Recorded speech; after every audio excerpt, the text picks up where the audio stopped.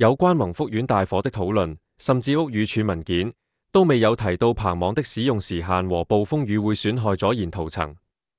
只聽到有人說，因阻燃棚網不可重用和加了阻燃塗層，所以成本較高。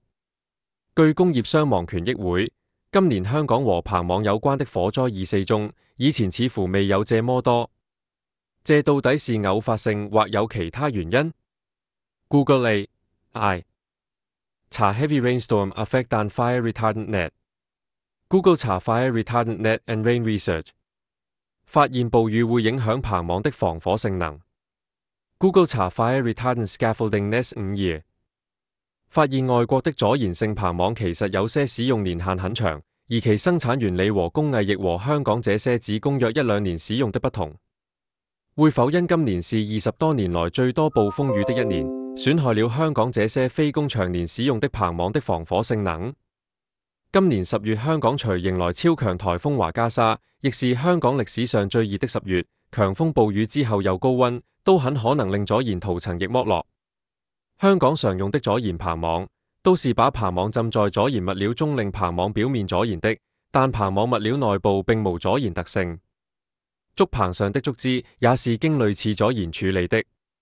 大埔宏福苑先着火的宏昌閣無阻擋地朝東面向吐露港，因對香港影響大的強颱風很多在香港西面登陸，所以香港打大風大都是吹東風，冬季也有強烈東北季候風，香港東部的建築因而較受風雨影響。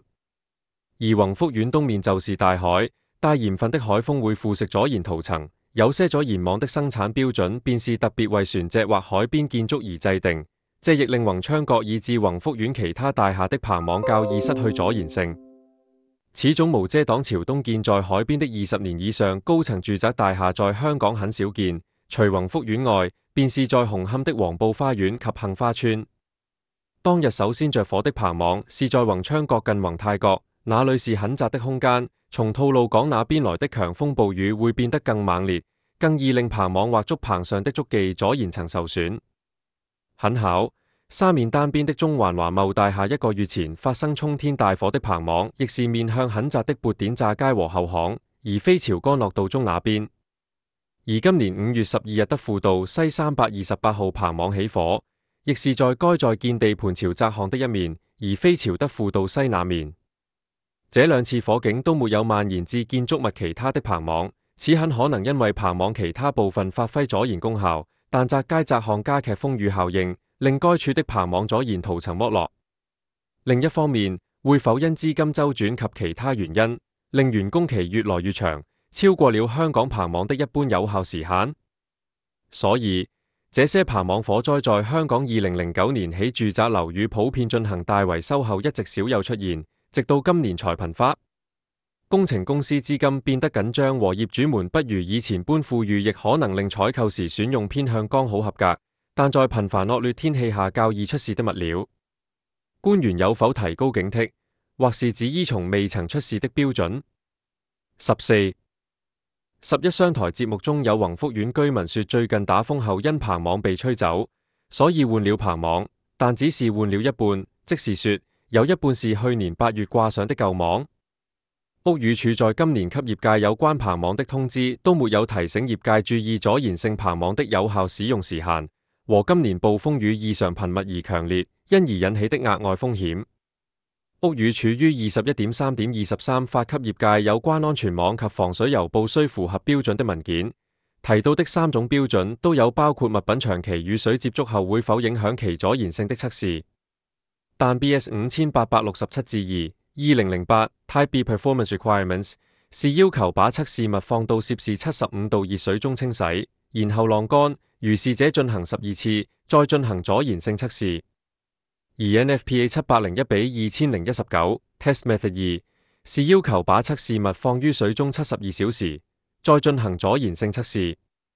這些測試應是用於布類，如防水布、露營帳等，而非棚網。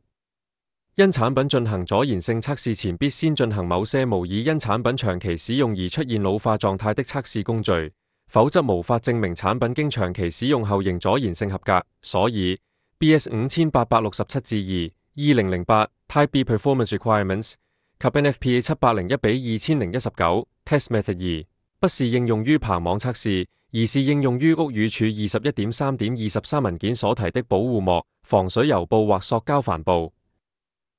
因香港相信沒有人會拿只供1-2年使用的棚網去機洗或炮浸，而國標誌 B5725/2009 安全網中確包括先登人工氣候測試，即 Xenon Arc Accelerated Weathering Test。此為一種模擬太陽光、雨和溫度的測試，該測試可在數天或數週內重現戶外數月甚至數年才能顯現的老化效應。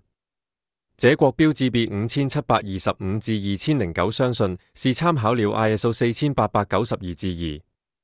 有關此標準建立依據的 Exposure Procedure for Artificial Weathering Edition May 2004由 European Organization for Technical Approvals 制定，文件內 PG3 5.2 中提到的測試方法和國標誌 B5725/2009 第8頁 6.2.13.2.2 和第13頁 B4.3 的相同。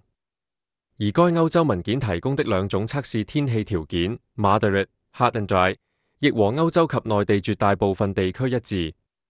但並無提供如香港般熱、濕和多颱風的情景。該文件第7頁有提及測試模擬1年時間的日照，但無提及模擬多長時間的降雨，或許也是1年。以上反映香港現在參考的棚網及防水油布等的標準都是參照歐洲、國內、美國、英國等大陸性溫帶氣候地區。這些標準對香港似一亞熱帶，多暴雨和颱風，而高層建築物全球最密集城市不完全合適，尤其使用時間在1年以上。政府的中央政策組應否設恆常小組，評估提醒各種社區風險？香港的保險業界亦似乎太注重銷售工作，而未有擔好風險控制的角色，促使投保人注意防災。伍迪希，2025年11月30日。